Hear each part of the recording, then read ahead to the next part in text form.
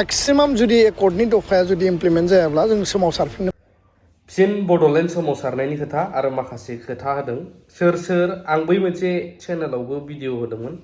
बड'लेण्ड सोमावसारोब्ला दाबायदियाव सोर ओंखारफिनमारगोन आरो सोरहा बड'लेण्डनि सायाव फोथायनाय बेसेबां दङ आं कमेन्ट नायनो लुबैदों गोबाङाबो इयावबो कमेन्ट होदोंमोन सिगाङावथ' खानाय हजाबाय सोरबा ओंखाम रसा नांलायनानैबाबो ओंखारबाय रेल लामा जथेबाय नेशनेल हाइवे जथेबाय दासिमाव फोथायनाया बेसेबां दंबावो सोरहा जोंनि सानसुमै मेलेमजिबि बिथांमोनखौ लानानै दिनै बे मोनसे कालेक्टरनि मोनसे न'ब्लां मोनसे सावरायमेल लादों मा बुंनो बर' हारिनि फारसे जोंनि जि माहारिबादनि सानथौ सानस्रि बड'फानि जि मास्टार रेस आरो जोंनि आल्टिमेट जि गल लोगोसे माहारिनि फारसे साफ्रोमबो जातीयताबादि सिन्तानि जि मोनसे कमिटमेन्ट आरो हाबा मावनाय बे गासैबो बिथिंखौ नोजोर बोनानै जोंनि आगुनि जिखिनि बर' माहारियारि आफादफोरनि जायफोर दैदेनगिरि बिबानगिरिफोर दङमोन आरो आथिखालनि एबसुनि बारग' मावथि बिबानगिरि बर' थुनलाइ आफादनि आगुनि एक्स BLT एक्स NDFB एक्स भलन्टियार फर्स आरो जिखिनि माहारियारि आफादनि आथिखालनि आरो वेल विजारफोर दङ मेलेमजिबि बिथांमोनखौ लिंहरनानै बड' लिडारशिप कनक्लेभ बर' दैदेनगिरिफोरनि मोनसे जुथुम बेबायदि मोनसे जोङो गुवार आरो माने गेबेङै जोङो सावरायलायनायनि मोनसे प्लेटफर्म बानायदों आरो बेयाव गुबै आयदाया जाबाय माहारि मोनसेखौ गेरेमसाहै जौगाहोनांगौब्ला मास्टार रेसनि जि मोनसे आल्टिमेट थांखिसिम जों सहैनांगौब्ला खेबसे खेबनै खेबथाम एकर्डनि उनाव दिनैनि जि परिबेसाव जों सफैबाय जातीयताबादि सिन्ताजों जायफोरा दिनै गोलाव सम संग्रामखौ नेतृत्व होबाय आरो गुबुन फोथाराव खामानि मावनानै दङ जोङो बयबो खौसे जानानै माहारिनि सार्थआव जोङो ज'है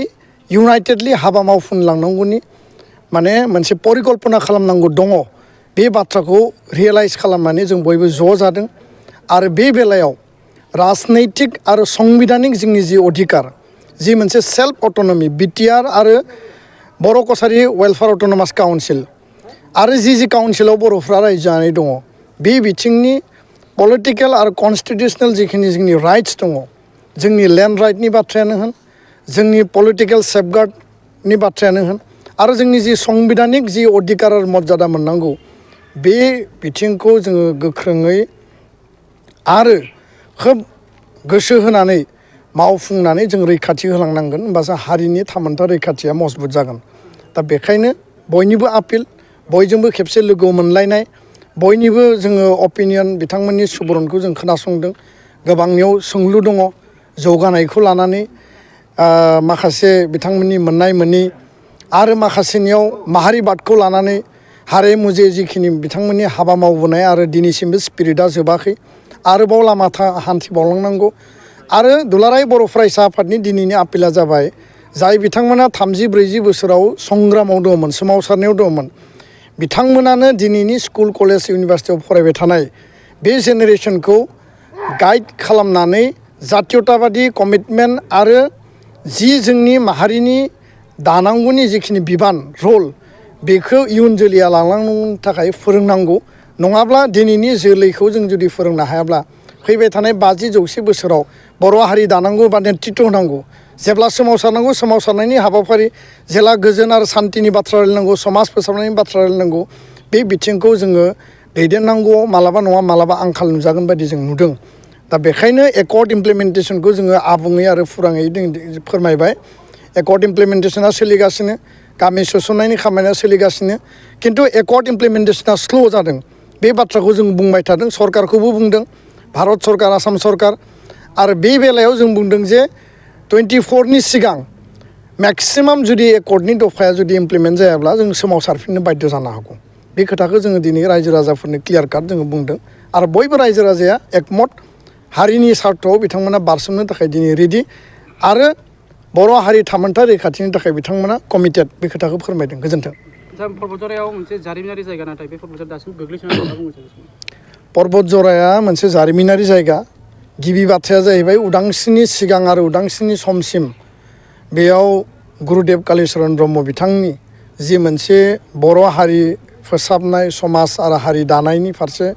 बा बर' हारिनि थामोनथा रैखाथिनि फारसे बिनि जि सांग्रांथि लाबोनाय आरो बिनि जि हाबा मावनाय बेखौ जोङो अराय मान मर्यादानि गेजेरजों बिनि बिहोमाखौ फोथांना लाखिनांगोन आरो बिनि आदर्शजों हाबा मावलांनांगोन। नैथि बाथ्राया जाहैबाय जे पर्बत जरानि बासबारियाव बड'फा उपेन्द्रनाथ ब्रह्मनि दैदेननायाव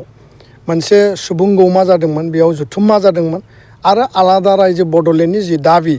बियो गोबारसिनै आरो गोख्रोंसिनै आवाज दैखांजादोंमोन। आरो बेखायनो दिनै पर्बत जरा साब डिभिजना रड कमिउनिकेसनानो जा इनफ्रास्ट्राक्चार डेभेलपमेन्टआनो जा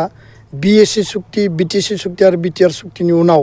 जेरैबायदि जौगानांगौमोन बे जौगानाया नांगौ बादि जायाखै, बबेबा नङा बबेबा एसे थालांदों आरो रायजो राजा गोरों गोराफ्रा एसे डिसक्रिमिनेसन फिल खालामदों। दा बेखायनो आङो खावलायो बिटिआरनि मानगोनां चिफ प्रमद बर' बिथांखौ, आसामनि गिबि मन्थ्रि बिथांखौ जिखिनि माने सरकारनि आसनि आरो जिखिनि स्ल'गान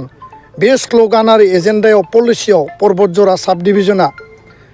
जाहाथे कुनु कारनाव थालाङा बेखौ जौगानायनि थाखाय स्पेसियेल इनिसियेटिभ लानांगौ होननानै दिनैनि बे नोंथांमोननि मेडियानि गेजेरजों आं दाबि दैखाङो। गोजोन्थों। 6.3 दफाया दासिम मावफुंजायाखै मा बुंगोन? 6.3नि थाखाय बिटिआर काउन्सिल आसाम सरकारा मावगासिनो दङ आरो आं दहायनो बुंदों जे जोंनि खामानि मावनाया एकर्ड इमप्लिमेन्टेसना डिले जादों आरो सरकारनि माखासे मेकानिजमाव बेखौ बिथांमोना डिले खालामदों। बेखायनो जों बुंदों जे 10टा कलेजनि जे माने प्रभिन्सियेलाइजेसन बे खोब गोख्रै जानांगौ, बिनि उनाव high school higher secondary ME LP बे जानांगौ आरो बे बाथ्राखौ लानानै गिबि मन्थ्रिखौ जोङो थांनाय समाव जोंनि सावरायनायाव बर' थुनलाइ आफाद आरो एबसु जोङो स्पष्टयै बुंदों जे सिंगोल टिचाराव एपइन्टमेन्ट होनाय, 0 टिचाराव एपइन्टमेन्ट होनाय, मार्जारखौ बन्द खालामनाय आरो लोगोसे बर' मिडियाम स्कुलाव टेट एपइन्टमेन्ट आसामावनो जा बिटिआरावनो जा टेट पास जानाय गोबां स्टुडेन्ट दङ, बिथांमोना एपइन्टमेन्ट मोनाखै, नेनानै दङ, आसाबादि खोब गोसो होनानै नेनानै दङ। बिथांमोननि एपइन्टमेन्टखौ गोख्रै खालामना होनांगौ, बे जोंनि दाबि।